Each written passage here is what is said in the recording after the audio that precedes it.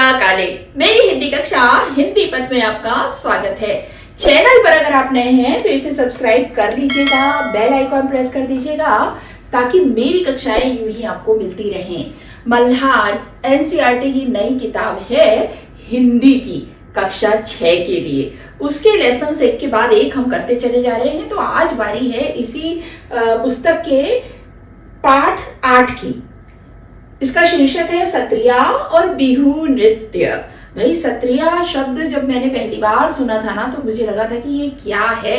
ऐसे ही कुछ जिज्ञासा आपके मन में भी पैदा हो रही होगी। तो चलिए इस पाठ के माध्यम से सब कुछ आप जान जाएंगे। इसे लिखा है, लेखिका इसकी है जया मेहता, अनुवादक इसको जो मूल रचना है उसका हिंदी में अनुवाद किया है शिवेंद्र कुमार सिंह जी ने।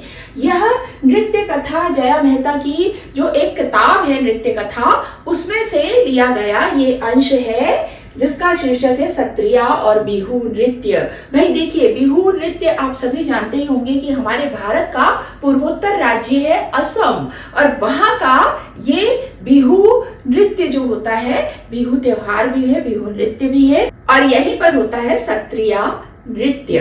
तो इसके बारे में आगे हम जानेंगे, लेकिन मैं पहले आपको सत्रिया शब्द जो आप का ये शीर्षक में भी आया है और पाठ में भी आया है उसके बारे में आपको थोड़ा बताते चलूं। असम के जो मठ है ना उनको कहा जाता है सत्र और यहीं से सत्रिया नृत्य की उत्पत्ति हुई है। 15वीं शताब्दी में वैष्णव संत हुए थे श्रीमंत शंकर देव। उन्होंने असम के इन मठों में यानी सत्रों में नृत्य की शुरुआत, जिस शैली की शुरुआत की थी वो सत्रिया नृत्य कहलाता है। और ये जो नृत्य होता है ये असल में नृत्य नाटिका है जिसमें भाव भंगिमा के माध्यम से, हाथ और पैरों के संचालन के माध्यम से किसी कथा को वर्णित किया जाता है। अब ये कथा भी ऐसी वैसी नहीं, ये श्री कृष्ण की, राधा की, राम जी की, सीता जी की यानी हमारी धार्मिक और पौराणिक कथाओं का, विष्णु कथाओं का वर्णन इन नृत्य नाटिका के माध्यम से किया जाता है। और विशेष बात यह है कि सत्रिया नृत्य को सन 2000 में भारत के 8 शास्त्रीय नृत्यों में से एक के रूप में मान्यता प्रदान की गई है। तो आप समझ गए होंगे, आपने इसकी तस्वीर या इसका वीडियो कहीं ना कहीं तो देखा होगा, बस आपको ये नहीं मालूम होगा कि यही सत्रिया नृत्य है। तो आज हम जान जाएंगे इसके बारे में सारा कुछ।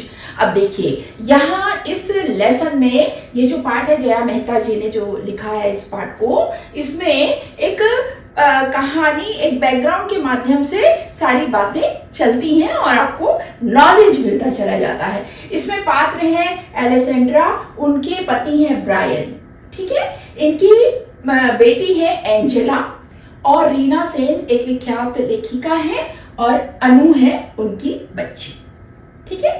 तो ये पात्र हैं जिनके माध्यम से ये कहानी या ये पाठ आगे बढ़ता है या ये असल में निबंध है ये आगे बढ़ता है। तो देखिएगा, एलेसेंड्रा जो है ना वो एक डॉक्यूमेंट्री फिल्म निर्माता है। अब डॉक्यूमेंट्री क्या है ये भी पहले बता देती हूँ, फिर पाठ शुरू करते हैं। डॉक्यूमेंट्री जो होती है ना वो वास्तविक तथ्यों, घटनाओं और लोगों को लेकर बनाई जाने वाली एक फिल्म होती है जिसका उद्देश्य होता है सूचना देना, शिक्षा प्रदान करना या मनोरंजन करना। इसके माध्यम से हम किसी विषय के बारे में, किसी स्थान विशेष, किसी व्यक्ति विशेष के बारे में जानते हैं और वास्तविकता जानते हैं। इसमें कल्पना का समावेश होता नहीं है। तो देखिए डॉक्यूमेंट्री कितनी अहम होती हैं, अलग अलग विषयों पर डॉक्यूमेंट्री बनाई जाती हैं। तो यहाँ पे भी डॉक्यूमेंट्री पर ही ये पूरा जो पाठ है वो चलेगा। तो भाई देखिए पाठ बड़ा है और क्योंकि ये एक पाठ्य पुस्तक का अंश है, बच्चों के लिए पढ़ने के लिए सिलेबस के अंतर्गत है, तो जरूरी हो जाता है कि इसका वाचन और उसके साथ साथ व्याख्या में करती चलूं। तो चलिए वाचन भी करते चलती हूँ और उसकी व्याख्या भी करते चलती हूँ। शुरुआत होती है कुछ इस तरह से। एंजेला लंदन के जाने माने इलाके केंजिस्टन में रहती थी। उसका स्कूल घर से दूर नहीं था, उसका कोई सगा भाई बहन भी नहीं था। उसे जेम्स और कीरा नाम के दोस्तों के साथ समय बिताना पसंद था। वे सब आपस में मिलकर कई काल्पनिक खेल खेला करते थे।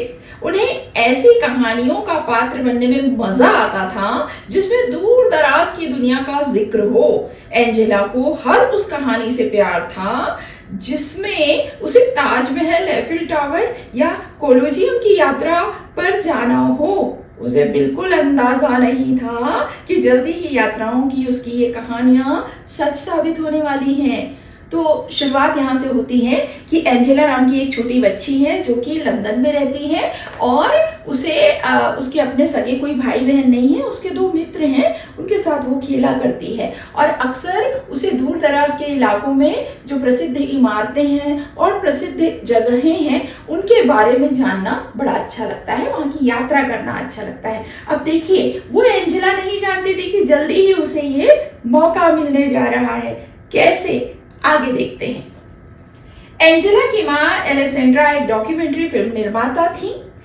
उन्हें लंदन की ब्रिटिश अकादमी से असम की नृत्य परंपरा पर एक डॉक्यूमेंट्री बनाने के लिए वित्तीय मदद दी गई थी। पेचीदा बात यह थी कि उनके पास इस काम को पूरा करने के लिए सिर्फ 1 महीने का वक्त था। उन्होंने एंजेला के स्कूल से उसकी बसंत की छुट्टियों को 1 हफ्ते और बढ़ाने की अनुमति ले ली, जिससे एंजेला और उसके पिता ब्रायन भी उनके साथ जा सके। एंजेला बहुत जल्दबाजी में बनाई गई इस यात्रा की योजना से हैरान थी, पर उसकी मां समय से यह काम पूरा कर सके, इसलिए वे सभी जल्दी ही तैयार हो गए। तो यहाँ तक आपने ये जान लिया कि कैसे एंजेला की माँ एलेसेंड्रा जो है वो डॉक्यूमेंट्री फिल्म निर्माता है और उनको लंदन के ब्रिटिश अकादमी के जरिए वित्तीय सहायता यानी कि फंड भी प्रदान किया गया था। असम के जो लोक नृत्य हैं उन पर एक डॉक्यूमेंट्री बनाने का काम उन्हें सौंपा गया था और उनको इस काम के लिए मात्र 1 महीने का समय दिया गया था। अब वो चाहती थी कि उनकी बच्ची और उनके पति भी उनके साथ जाएं, तो इसके लिए उन्होंने क्या किया कि एंजेला की जो बसंत की छुट्टियां चल रही थी उसे 1 हफ्ते के लिए और बढ़ा लिया ताकि पति और बच्चा भी उनके साथ ही रहे इस यात्रा के दौरान। आगे देखते हैं। जब तक एंजेला कुछ समझ पाती तब तक वह लंदन से नई दिल्ली होते हुए गुवाहाटी की उड़ान पर थी। यात्रा के दौरान माँ ने एंजेला को असम की खूबसूरती के बारे में कुछ बातें बताई। असम भारत के उत्तर पूर्वी क्षेत्र में है, जिसे अपने वन्य जीवन, रेशम और चाय के बागानों के लिए जाना जाता है। इसके साथ असम में नृत्य की भी एक समृद्ध परंपरा है। एलेसेंड्रा की डॉक्यूमेंट्री के केंद्र में असम के जनजीवन में नृत्य के महत्व को तलाशना था। वे जब यहाँ आ रहे थे तब अप्रैल का महीना चल रहा था। असम में यह नए साल का वक्त होता है। बसंत के आने की खुशी में वे सभी एक त्योहार मनाते हैं जिसे बिहू कहा जाता है। एंजेला उसी रात इसे देखने जाने वाली थी। तो आपने देखा कि अब यहाँ पर तैयारियां हो गई हैं एलेसेंड्रा और उनके परिवार की भारत आगमन की, और जल्दी ही वो दिल्ली से गुवाहाटी की उड़ान पर अब थे। और इस दौरान माँ जो थी वो अपनी बेटी एंजेला को असम के बारे में, वहाँ के जनजीवन के बारे में बता रही थी। और जब वो आए थे ना तो अप्रैल का महीना चल रहा था, और अप्रैल वो महीना होता है जहां असम में बिहू के रूप में नए साल का जश्न मनाया जाता है, त्योहार की शुरुआत हो जाती है। दरअसल ये जो बिहू है ना वो 3 बार मनाया जाता है असम में। कैसे और कब कब आगे आपको पता चलेगा। आइए आगे देखते हैं। गुवाहाटी के एक होटल में सामान्य होने के बाद वे सभी शाम पास के एक गांव मलंग में गए। गांव पहुंचने पर मां ने एंजेला को बताया कि बिहू एक कृषि आधारित त्योहार है। भारत में जनसंख्या का एक बड़ा हिस्सा किसानों का है। असम में बिहू साल में 3 बार मनाया जाता है। सबसे पहले जब किसान बीज बोते हैं, फिर जब वे धान रोपते हैं, और फिर तब जब खेतों में अनाज तैयार हो जाता है। तो इस तरह से एंजेला की माँ जो हैं उन्होंने उन्हें बताया कि आज शाम वो एक गांव जाने वाले हैं, वहां पर बिहू का उत्सव मनाया जाने वाला है, उसे वो देखेंगे। और बिहू के बारे में उन्होंने बताया कि असम में ये त्योहार 3 बार मनाया जाता है। पहली बार जब बीज बोया जाता है, फिर दूसरी बार जब धान बोते हैं, और तीसरी बार जब फसल कट जाती है उस खुशी में ये पर्व मनाया जाता है। तो साल भर चलता है ये त्योहार, है ना। तो चलिए आगे क्या होता है देखते हैं। एंजेला कार से उतरी। वहां आसपास उत्सव जैसा माहौल देखकर वह हतप्रभ थी। वहां एक बड़े से बरगद के पेड़ के नीचे मंच बनाया गया था। वह जगह लोगों से भरी हुई थी। एंजेला ने एक पेड़ के नीचे एक साथ इतने लोगों को पहले कभी नहीं देखा था। वहां खुले आसमान के नीचे लोगों के बीच बैठकर उसे ऐसा लग रहा था जैसे वह आश्चर्यजनक रूप से किसी टाइम मशीन में आकर बैठ गई हो, या क्या वह उस वक्त किसी सपनों की दुनिया में थी। वह मंत्रमुग्ध होकर वहां लड़के लड़कियों को बसंत ऋतु के आगमन पर नृत्य करते देख रही थी। एंजेला ने इस बात का ध्यान दिया कि लड़कों ने वाद्य यंत्र ले रखे हैं और लड़कियों ने लाल और बादामी रंग की गहरे डिजाइन वाली खूबसूरत पोशाक पहन रखी है। वे सभी काफी रंगीन और मस्त लग रहे थे। उनका हिलता डुलता शरीर हाथ पैर की हलचल से समझ आ रहा था कि वे मौज मस्ती के नृत्य में खोए हुए हैं। उसकी इच्छा हुई कि वह भी अपने घर पर बसंत के आगमन पर ऐसे ही नृत्य करेगी। भाई देखिए, इसमें आपने ये जाना कि जब वो वहां पहुंची एंजेला अपनी माँ के साथ, तो एक बड़े से बरगद के पेड़ के नीचे बहुत सारे लोग उत्सव मनाने के लिए एकत्रित थे। एंजेला ने लंदन में ऐसा कोई दृश्य अब तक देखा नहीं था, तो बड़े आश्चर्य से हैरान होकर ये सब कुछ देख रही थी और उसे ऐसा लग रहा था कि वो कहीं सपनों की दुनिया में तो नहीं है, या कहीं टाइम मशीन के जरिए वो किसी और समय में तो नहीं पहुंच गई है। अब यहाँ टाइम मशीन के बारे में बता, टाइम मशीन एक काल्पनिक विचार है जिसके बारे में बहुत सारी फिल्में और कल्पनाएं हम देखते सुनते आ रहे हैं, जिसमें ऐसा होता है कि एक बीते हुए समय के या आगामी समय के टाइम पीरियड में, यानी भूतकाल में या भविष्य काल में टाइम सेट करके वहां पर पहुंच जाता है। एक वैज्ञानिक काल्पनिक कथा कह सकते हैं इसे आप, या एक विचारधारा कह सकते हैं जिसको कल्पना में पिरोकर विभिन्न तरह की कहानियां बनाई जाती हैं, जिसे हम फिल्म के माध्यम से या लेख या कहानियों के माध्यम से देखते सुनते पढ़ते हैं। तो ये टाइम मशीन वो है। हालांकि इसका अभी तक के कोई भी आविष्कार हुआ नहीं है, ये आविष्कार से परे कल्पना की ही बात है अभी तक। तो वहां उसको ऐसा लगता है एंजेला को कि वो कोई टाइम मशीन के जरिए किसी और ही समय में, किसी और ही दुनिया में आ गई है। और नृत्य के बारे में बताया गया है कि लड़के लड़कियां मस्त होकर नृत्य कर रहे हैं, है ना। और एंजेला इतनी प्रभावित हो रही है कि वो सोचती है कि वो भी अपने यहाँ पर इसी तरह का नृत्य करेगी। आगे देखते हैं। बिहू नृत्य और इसके उत्सव से अचंभित एंजेला और उसके परिवार ने इसके साथ साथ लजीज पकवानों का पूरा आनंद लिया। जब वे वापस लौटे तब माँ ने एंजेला से पूछा कि उसे बिहू कैसा लगा। एंजेला के मन में कई तरह के विचार चल रहे थे। उसे अच्छा लगा कि इस उत्सव और नृत्य दोनों को बिहू कहा जाता है। उसने माँ से पूछा कि क्या संगीत और नृत्य सिर्फ त्योहारों पर ही होते हैं। माँ ने बताया, पूरी दुनिया की संस्कृतियों में लोग नृत्य और संगीत से अपनी भावनाओं को व्यक्त करते हैं। खास तौर से भारत में बहुतायत ऐसा होता है। असम का बिहू नृत्य ग्रामीण जनजीवन के साथ साथ फसल लगाने से लेकर बसंत के आगमन तक से जुड़ा हुआ है। एंजेला की माँ अगले कुछ दिन डॉक्यूमेंट्री के तथ्य जुटाने और साक्षात्कार लेने में व्यस्त रही। एंजेला ने काफी सारी बातों पर दूर से ही गौर किया। उसने महसूस किया कि लंदन के जीवन से यहाँ सब कुछ कितना अलग था।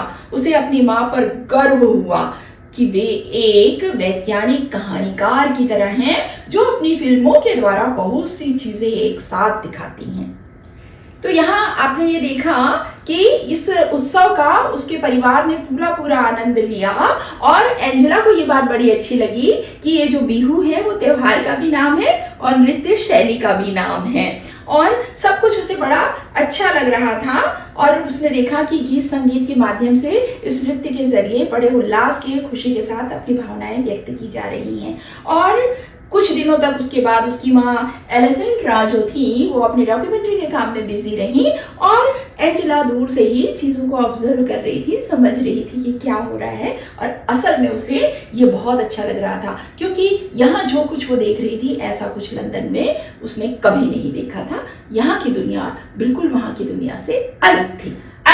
वे उत्तरी असम की तरफ रवाना हुए, जहां सभी सत्रों अर्थात मठों की पीठ है। वे सभी एक सत्र के पास रहने के लिए जाने वाले थे और सत्रिया नृत्य का फिल्मांकन करने वाले थे। जब वे दक्षिणापथ सत्र पहुंचे, तब वहां उनकी मुलाकात रीना सेन से हुई, जो असम की एक जानी मानी लेखिका हैं। उस हफ्ते उन लोगों को रीना सेन के घर पर ही रुकना था। रीना आंटी की एक बिटिया थी, अनु। अनु और एंजेला ने तुरंत एक दूसरे की तरफ देखा। उन दोनों की ही उम्र 10 साल थी। दोनों ने अंग्रेजी में बातचीत शुरू की। अनु ने एंजेला को कुछ असमिया शब्द भी सिखाए। एंजेला को अनु के खिलौने बहुत अच्छे लगे, जो थोड़े अलग तरह के थे। गुड़िया, लकड़ी के खिलौने और नारियल की जटा से बने घर। कितने अनोखे खिलौने! उसने लंदन में ऐसे खिलौने कभी नहीं देखे थे। अनु का पसंदीदा खिलौना लकड़ी का बना तीर कमान था, जिसे लेकर उसे राम बनना बहुत अच्छा लग रहा था। एंजेला विरोधी बनी थी, शक्तिशाली रावण। वे एक साथ खेल रहे थे। उस कूद फांद और लड़ाई का कोई अंत नहीं था। अब आपने देखा कि रीना सेन जो असम की प्रख्यात लेखिका हैं, उनके यहाँ उनका स्टे था एक हफ्ते के लिए इस काम के सिलसिले में। और जल्दी ही अनु जो रीना सेन की बेटी थी और एंजेला की दोस्ती हो गई। वो खिलौने देखकर एंजेला बड़ी अचंभित थी कि यहाँ के खिलौने कितने अलग होते हैं, और उसे तीर कमान बड़ा अच्छा लगा। उसे लेकर वो खेलने लगे, है ना। और अनु को राम बनना अच्छा लगता था। वो तीर कमान लेकर राम बन गई और वो उसका शक्तिशाली दुश्मन रावण बन गया। और इस तरह से दोनों बच्चे जो है रावण और राम बनकर तीर कमान लेकर खेलने लगे। दोनों काफी घुल मिल गए थे और दोनों ही एक दूसरे से अंग्रेजी भाषा के माध्यम से बातें भी कर रहे थे। आगे देखते हैं। एंजेला और अनु ने देखा कि एलेसेंड्रा ने वैष्णव मठ के सभागार में नृत्य कर रहे युवा साधुओं का फिल्मांकन किया। एंजेला आश्चर्य से सोच रही थी कि क्या सत्रिया नृत्य सिर्फ लड़कों और पुरुषों के लिए है। एंजेला और अनु सोच रहे थे कि काश वे भी इन युवा साधुओं की तरह गा सकते, नृत्य कर सकते और छद्म युद्ध लड़ सकते। जब उन्होंने सत्रिया नृत्य देखा ना भाई, उसी के लिए वो लोग गए थे, तो उन लोगों का भी मन हुआ कि कितना मनोहारी ये नृत्य है। वो भी इसी तरह से नृत्य नाटिका, जो सत्रिया नृत्य का मूल भाव है, उसके जरिए वो भी नृत्य कर सकते, लड़ सकते एक दूसरे से, और छद्म वेश यानी धारण कर सकते कि जो पात्र वो बने हुए हैं वो वेश लेकर नृत्य करते। ऐसी बच्चों के मन में सहज जिज्ञासा या इच्छा जागृत हो जाती है ना, वही बात है। आगे देखते हैं। माँ ने एंजेला को बताया कि 20वीं शताब्दी के मध्य में कुछ साधु मठों से बाहर आकर पुरुषों और महिलाओं को सत्रिया नृत्य सिखाने लगे।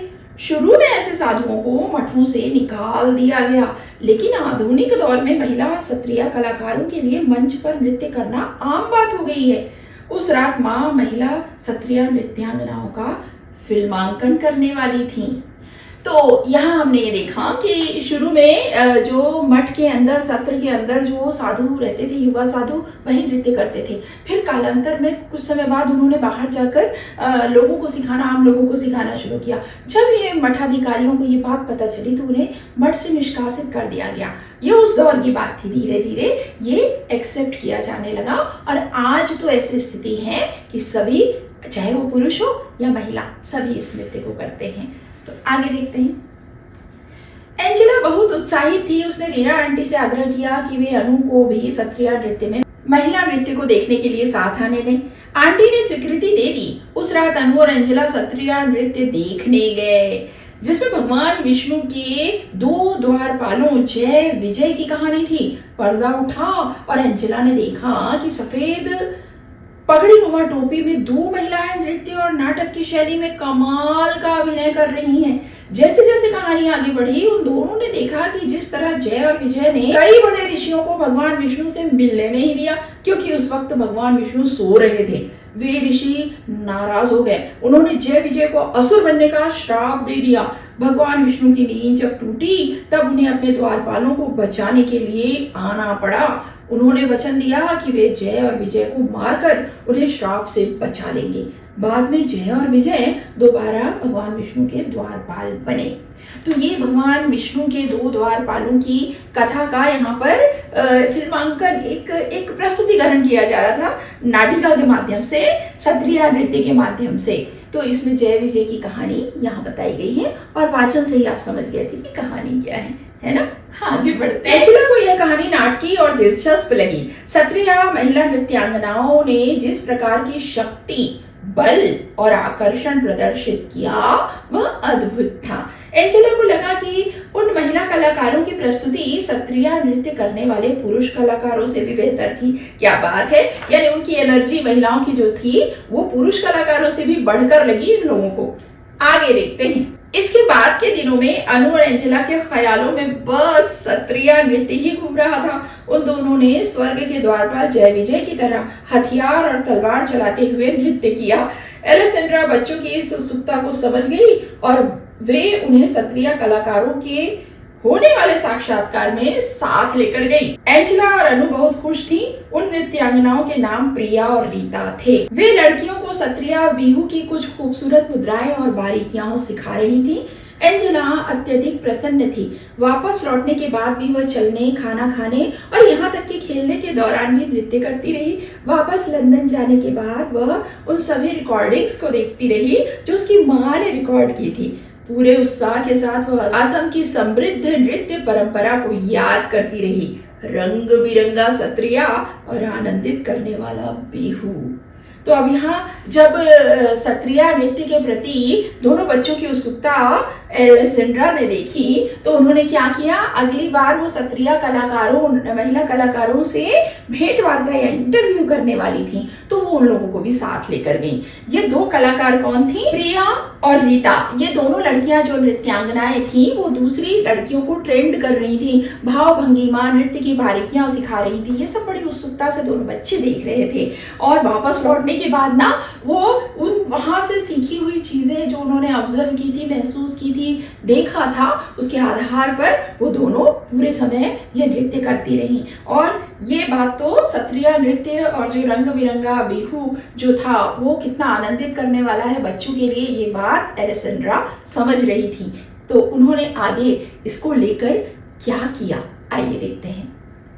माँ उसकी गहरी रुचि को समझ और उन्होंने पापा के साथ मिलकर एंजेला के लिए असमी नृत्य पर एक शानदार योजना तैयार की। एंजेला ने लंदन में अपनी कक्षा में स्वयं किए गए नृत्य की वीडियो रिकॉर्डिंग के साथ उसका प्रदर्शन किया। उसके सहपाठियों और शिक्षकों को यह बहुत पसंद आया। एंजेला इस बात से बहुत रोमांचित थी कि वह असम के खूबसूरत नृत्यों की झलक उन सभी को दिखा पाए। उसे बहुत अच्छा लग रहा था। माँ को भी हर बार ऐसे ही अच्छा लगता होगा जब वे कोई फिल्म बनाती होंगी। अब एंजेला के पास अपने लिए असम के नृत्यों, बिहू और सत्रिया के साथ अपना खुद का मनोरंजन था। तो इस तरह से ये पाठ खत्म होता है। अंत में जब वो वापस लौट जाते हैं तब वहां पर उसकी रुचि को, बच्ची की रुचि को देखते हुए, एंजेला के इंटरेस्ट को देखते हुए माँ ने उसके लिए क्या किया, उसके लिए एक योजना तैयार की जिसके तहत उन्होंने उसके उसी वेशभूषा में किए गए नृत्य को रिकॉर्ड किया और एक प्रस्तुतिकरण के माध्यम से लंदन में अपनी कक्षा में उसने उसे दिखाया, जिसकी बहुत प्रशंसा हुई और उन लोगों के लिए ये एक अच्छी जानकारी भी थी और नया भी था। और इस तरह से इस रिकॉर्डिंग्स के माध्यम से हमेशा के लिए उसके पास असम की यादें, भारत की यादें, बिहू की यादें और सत्रिया की यादें हमेशा धरोहर के रूप में रह गईं। तो यहाँ पाठ खत्म होता है। तो आपने देखा कि इस पाठ के माध्यम से हमने असम के प्रसिद्ध बिहू पर्व, बिहू नृत्य और सत्रिया के बारे में विस्तार से जान लिया। तो आगे की कक्षाओं में अगले लेसन के साथ आपसे मिलते रहेंगे। अब आज के लिए हिंदी पद में इतना ही, मिलेंगे अगली कक्षा में। तब तक के लिए स्वस्थ रहिए, मस्त रहिए और दीजिए अनुमति हिंदी पद से अपनी काले मैम को बुक है हाथ में, तो हाथ जोड़ना पड़ेगा भाई। नमस्कार।